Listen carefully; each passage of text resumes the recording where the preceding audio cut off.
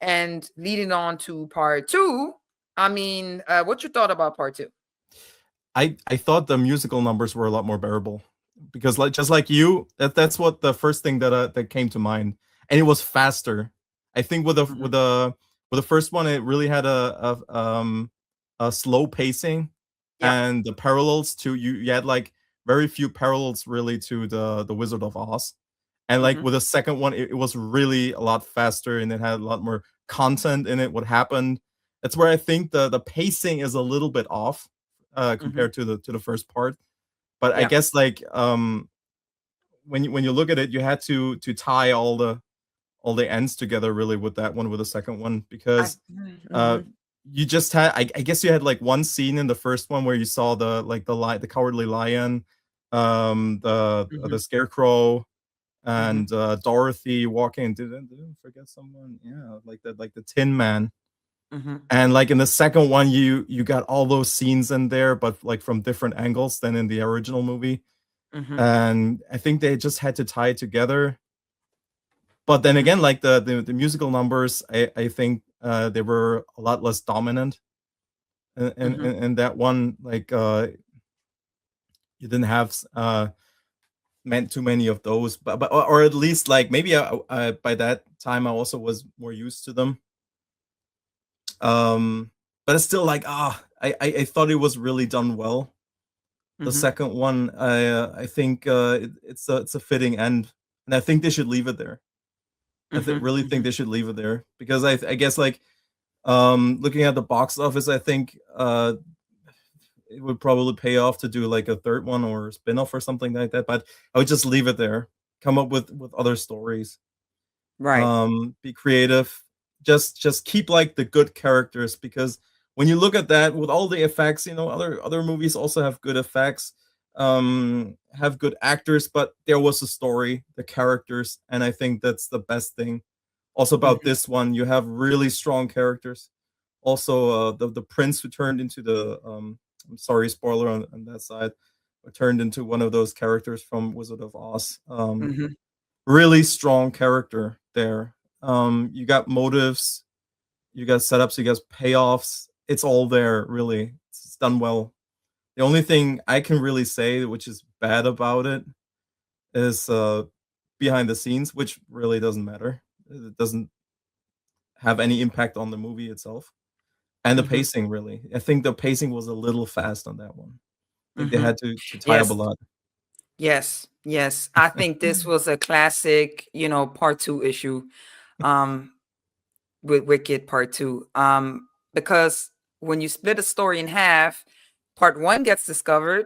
discovery and momentum, but part two often gets stuck with aftermath and consequences. And so Yeah. I think that Wicked 2 spends a lot of time sitting in the fallout and not enough time driving towards something new. So True. I was not too excited with part two when I finished watching it because it felt like it was dragged. It took about 1 hour for you to finally get in for it to finally, gets exciting. You know what I'm saying? Mhm. So I think Mhm. that's where it starts to wobble. It's not bad, but it's that it feels stretched. It feels You very, think very so? stretched. Yes, it felt very stretched. I felt like it took way too long for the action to really kick in. You know what I'm saying? And Okay. I was waiting for the consequences to land, you Mhm. know, um, but instead I kind of like got like repeated emotional beats, long reflective moments, the scenes like that they felt like, variations of the same idea. I don't know. It there was no real tension. I think everything was rushed. Like out of nowhere, she starts kissing the prince, and he got kidnapped, and like it was just like taken away by the guards. I felt like Yeah. there was no build up between the relationship with him and the prince. I was like, wait. I looked at And there my was girl. I said, when did that happen? Like what? there was sorry, like there was also like this kind of Titanic situation, you know, when they took him away, when the guards took him away. I was like, Right. why can't he just ride shotgun on that broom with her? Right, What's going and on? then out of nowhere, Why he can't pops up in the end looking like a werewolf. Like I was like, wait, what? Like I was yeah. so confused. And I felt like, sorry, like go go ahead, on, sorry. go ahead.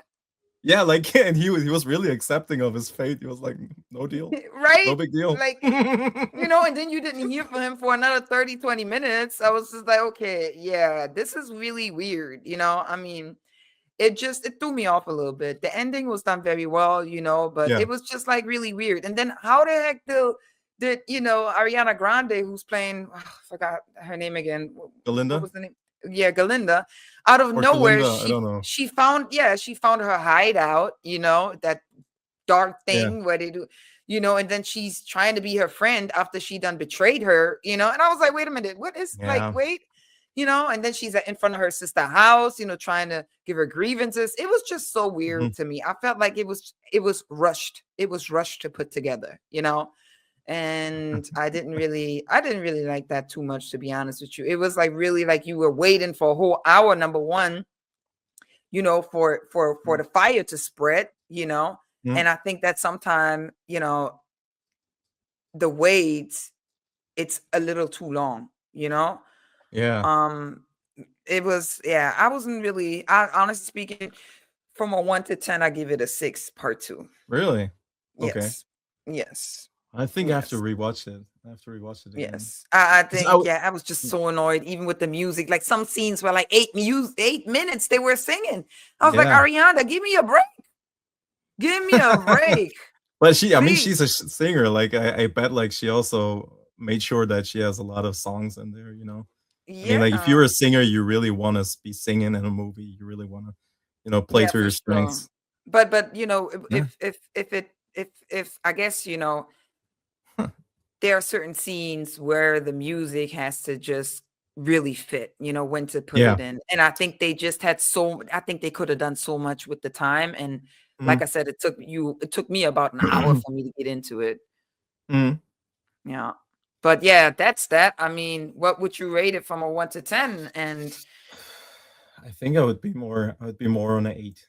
I think I really on an liked it. eight. Like, there was some scenes where I thought, like, for example, the broom. I know, like, he has to turn into that because otherwise, like, who gets to be that character, like of the main characters from The Wizard of Oz? But, like, I really thought, like, she's so powerful, with the spells and all. Like, she Mm-hmm. could have easily rescued the prince. And yeah, I mean, there were some conveniences, and like, sometimes that's the problem when you write a prequel. You really gotta set Mm-hmm. up the story of the actual sequel or the original movie. And if you go around and you just set up a different storyline where it's less likely to go into that actual movie that's coming after, you got a problem. You need to set it up so it works perfectly. Mm-hmm.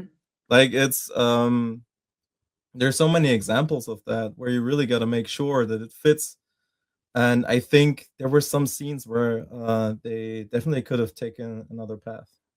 Yeah, like I Mm-hmm. said, for example, when with that scene where the guards were taking the prince away, she easily could have saved them. There wasn't like a scene where for example, I think I would have preferred if she was stripped of her powers at that moment. And that would have Mm-hmm. made it a lot more tragic because she wouldn't be able to save him. Mm-hmm. But then again, yeah, I don't know. Um, yeah, but I liked it. Nonetheless, I'm so surprised of that Hollywood is still capable with movies like that to have Oh good yes. characters and to have a good story.